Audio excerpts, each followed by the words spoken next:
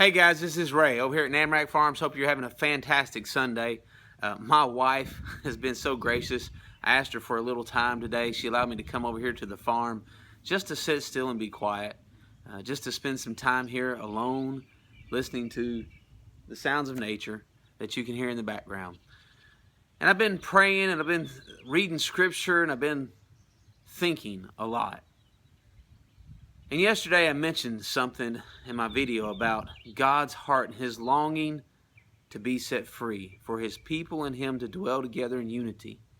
And I mentioned Him feeling the chains and His desire to break free from that. And the question kept coming up, and some asked, what are the chains that God might feel? What would hold Him back? Well, I looked this morning in Matthew 13:58 and also again in Mark 6:5. We see that Jesus went to His hometown. And it says that the people there were clamoring about, man, how is this man going about and doing these miraculous signs? And how does he teach with authority without much schooling? Isn't this just the carpenter's son? Don't we know his mom and his brothers and his sisters? Jesus said, in his hometown, a prophet has no honor, and especially among his relatives and in his own house. And it says that he did not, and Matthew says he did not do many miracles, but Mark said something different. He said, because of their lack of faith, he could not do many miracles, other than lay hands on a few and heal them from their illnesses. And Mark said that Jesus was amazed. He was amazed at their lack of faith. What holds God back from doing amazing things? Unbelief. He's been really working in my heart, going, Ray, do you believe? Do you believe that I can still do mighty and wonderful works? Do you believe I'm still God? See, we live in a country that tells us, just go work hard and it all comes to you. Go make it happen. Get after it. And all the while, the devil, the enemy's been whispering in our ear, you can do it. You don't need help. God doesn't do those kind of things anymore.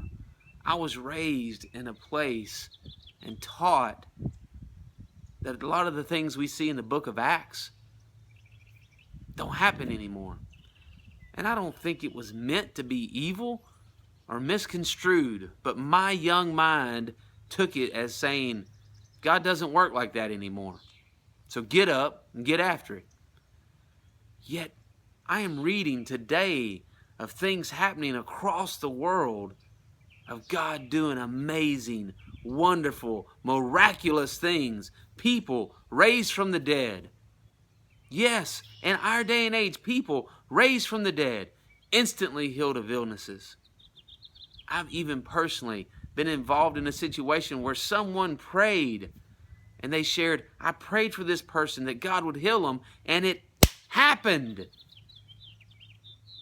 Do you believe? Ray, do you believe I still work? Because as long as you do not believe, you are holding me back from doing what I long to do. I want me and my people to be one, but you have to believe.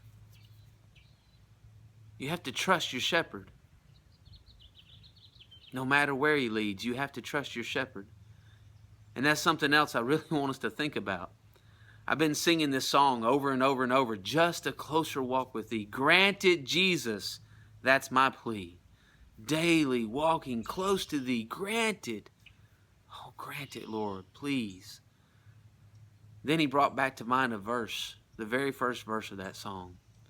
When I'm weak, thou art strong. Jesus, please keep me from all wrong. I'll be satisfied as long as I walk. Let me walk close to thee. And that's really been rolling over in my mind. And some scripture verses have come back with that. Think about that. When I'm weak, thou art strong. Jesus, please keep me from all wrong. Lord, I don't want the agony. I don't want this pain. I don't want the trials. I don't want the tribulations. I don't want the valley of darkness. I don't want the valley of death. I don't want the pen. However, I'll be satisfied. My soul will be satisfied as long as you let me walk close to thee.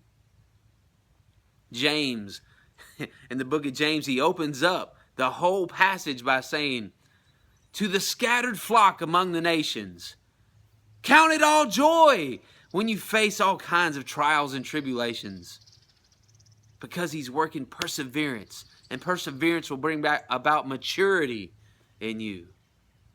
Think about that. How would you like to get a letter from someone that says, very first thing, hey, good to see you. Count it all joy when you're walking through extremely hard times. Count it all joy when this world is coming down upon you.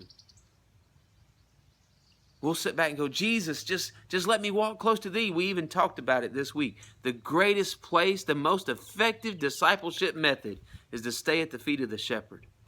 Well, do you realize that an enemy who wants to steal the flock, he doesn't come and try to grab the sheep. Do you know who he attacks? If he wants to steal the whole flock, you know who he attacks? The shepherd. If you want to defeat the enemy, cut off the head, right?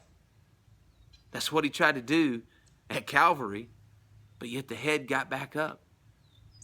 And ever since then, the enemy's been at work to kill the head by telling us and whispering in our ear, God doesn't really mean that. The same lie he told Eve, God doesn't really mean that. He's just trying to keep you from something better. Get up, go to work, get all you can get. Enjoy this life, enjoy this kingdom. This is it. This is the best it's ever going to be. And somehow we bought the lie. Brothers and sisters, I tell you today, count it all joy when your circumstances aren't like you want them to be. Count it all joy when the fight is at your doorstep, because you know what that means? That means that the shepherd is right beside of you and the enemy is attacking the shepherd and he is defending you. And he is showing you, I've got this. Just stay at my side. Cling to me. Lean into me. He loves you. And he's crying out, please just believe my truth. As that young man said, I love it. Doubt your doubts before you doubt your God. Doubt your doubts. Because he has made a promise. He's never started a work that he will not finish. Never started a work that he will not finish. Pray with me this week. I am praying, God, give me your heart. Reveal yourself to me, and Father, help me believe. Lord, I believe. Help my unbelief. Show yourself. Father, pour yourself out on your people, because I know that your people are crying out that you reveal yourself in a mighty way. And God's just waiting for us to come together in unity and say, Father, show up. Show up and do what only you can do. Stay at his feet. Stay close and let others watch you. Because when you're in trials and you're in tribulations and you're in suffering and your life is horrible from the world's point of view, if you can get up and say, through it all, I count it joy because I am at my shepherd's side and he is fighting for me, that says more words than words could ever say. Go enjoy your shepherd, and I'll see you soon.